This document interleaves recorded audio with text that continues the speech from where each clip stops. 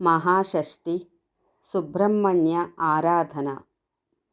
రేపు నవంబర్ 19 ఆదివారం. మహాషష్ఠి సుబ్రహ్మణ్య ఆరాధన. శ్రీ సుబ్రహ్మణ్యం శరణం ప్రపద్యే. 6 ముఖములను 12 చేతులను కలిగి నెమలి వాహనారూఢుడై దివ్య తేజస్సుతో వెలుగొందుతూ ఉన్న శివపార్వతుల గారాల బిడ్డ, దేవసేనల ప్రభువు, కేవలం కావడి మొక్కులను సమర్పించినంతనే భక్తులను వంశాభివృద్ధిని, బుద్ధి సమృద్ధిని ప్రసాదించే భక్త సులభుడైన శ్రీ సుబ్రహ్మణ్య స్వామివారు జన్మించిన పవిత్ర పర్వదినం శ్రీ సుబ్రహ్మణ్య షష్ఠి.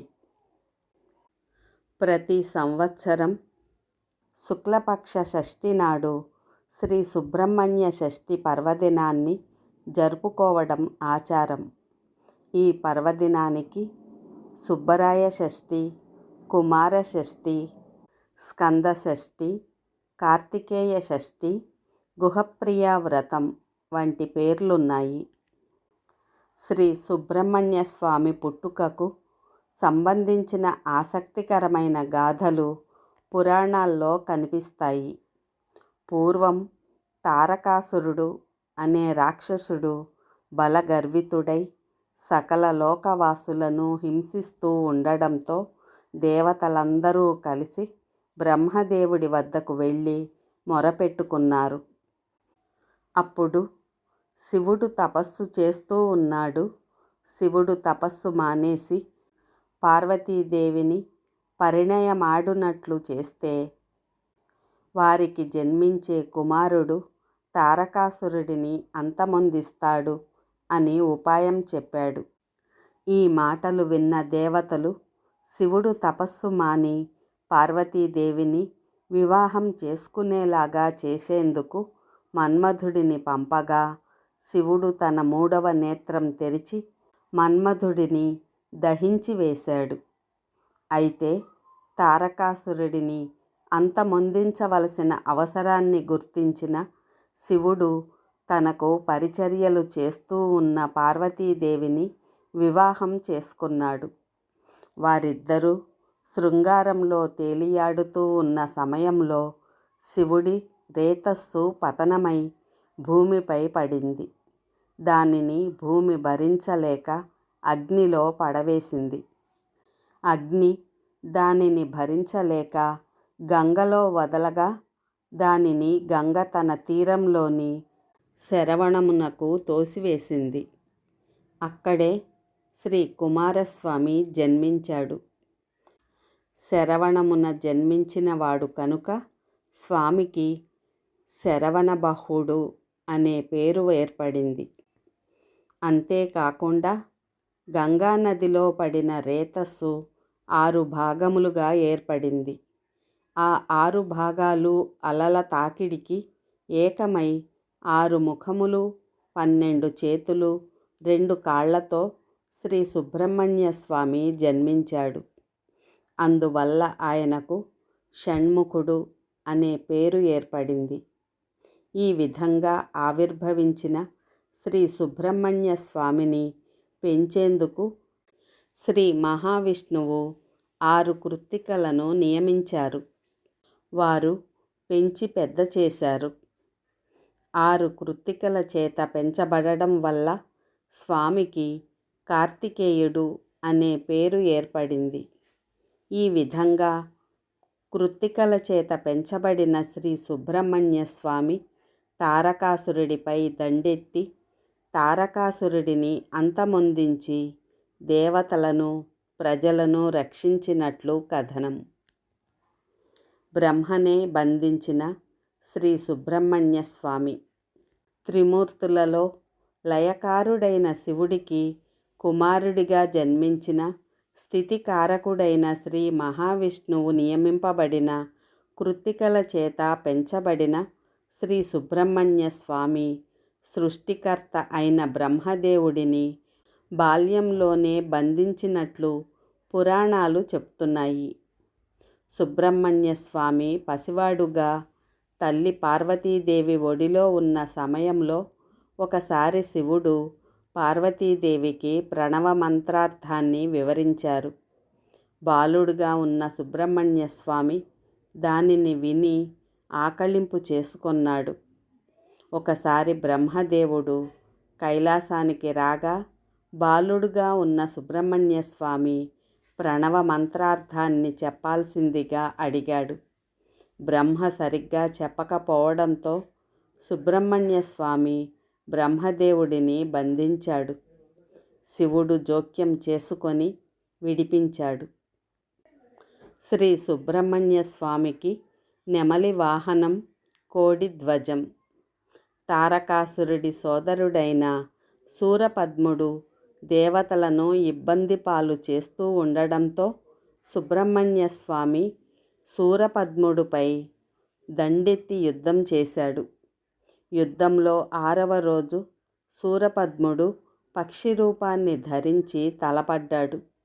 సుబ్రహ్మణ్య స్వామి శూలాయుధం ప్రయోగించడంతో పక్షి రెండుగా ఖండింపబడింది. ఆ రెండింటిలో ఒకటి నెమలిగా, మరొకటి కోడిపుంజుగా మారి శ్రీ సుబ్రహ్మణ్య స్వామివారిని శరణు వేడుకోవడంతో నెమలిని వాహనంగా, కోడిని ధ్వజంగా చేసుకున్నట్లు పురాణ కథనం. వల్లీ దేవసేనలు. శ్రీ సుబ్రహ్మణ్య స్వామికి 2 దేవేరులు, శ్రీ వల్లీదేవి, శ్రీ దేవసేనలు. వారు తారకాసురుడిని అంతమొందించిన తరువాత దేవేంద్రుడు తన కుమార్తె దేవసేనను సుబ్రహ్మణ్య స్వామికిచ్చి వివాహం చేయగా తిరుత్తణి ప్రాంత పాలకుడైన నందిరాజు కుమార్తె వల్లీదేవిని వేటగాడి రూపంలో వెళ్ళి వివాహం చేసుకున్నట్లు పురాణ కథనం. కావడి మొక్కులంటే సుబ్రహ్మణ్య స్వామికి ఎంతో ఇష్టం. పూర్వం అగస్త్య మహర్షి కైలాసానికి వెళ్ళి శివుడిని దర్శించి తిరిగి వెళ్ళే సమయంలో శివుడు 2 కొండలను బహూకరించి శివశక్తి రూపంగా దక్షిణాదికి తీసుకువెళ్ళి కొలవవలసిందిగా తెలిపారు. వాటిని స్వీకరించిన అగస్త్యుడు వాటిని ఇదంబుడు అనే శిష్యుడికిచ్చి తన వెంట వాటిని తీసుకొని రావలసిందిగా తెలిపాడు. ఇదంబుడు కావడిని కట్టుకొని 2 పర్వతాలను అందులో ఉంచుకొని అగస్త్యుడి వెంట నడవసాగాడు. కొంత దూరం అంటే పళని వచ్చేసరికి ఆయాసం అధికమై కొంతసేపు విశ్రాంతికి ఆగాడు. కొంతసేపు విశ్రాంతి తీసుకొని మళ్ళీ కావడిని ఎత్తగా ఒకవైపు పైకి లేచింది, మరోవైపు లేవకపోవడంతో వెనుతిరిగి చూడగా దానిపై సుబ్రహ్మణ్య స్వామి నిలబడి ఉన్నాడు. కొండ దిగి వెళ్ళిపోమ్మన్నాడు. పోకపోవడంతో వారిద్దరి మధ్య యుద్ధం జరిగి చివరకు ఇదంబుడు చనిపోయాడు. ఈ విషయం తెలుసుకొని అగస్త్యుడు ప్రార్థించడంతో స్వామి తిరిగి బతికించారు. ఈ విషయం ఇదంబుడి భార్యకు తెలిసి కావడిలో పాలను తీసుకొని వెళ్ళి కృతజ్ఞతగా స్వామివారికి సమర్పించింది. అప్పటి నుంచి కావడి మొక్కులను సమర్పించడం ఆచారమైంది. కాగా కావడి ఉపయోగించే బద్ద బ్రహ్మదండం అని, కర్కోటక అనే అష్టనాగులకు ప్రతీకలని చెప్పబడుతూ ఉంది. సుబ్రహ్మణ్య షష్ఠి నాడు శ్రీ సుబ్రహ్మణ్య స్వామివారిని షోడశోపచారాలు, అష్టోత్తరాలతో పూజించి నైవేద్యం సమర్పించాలి.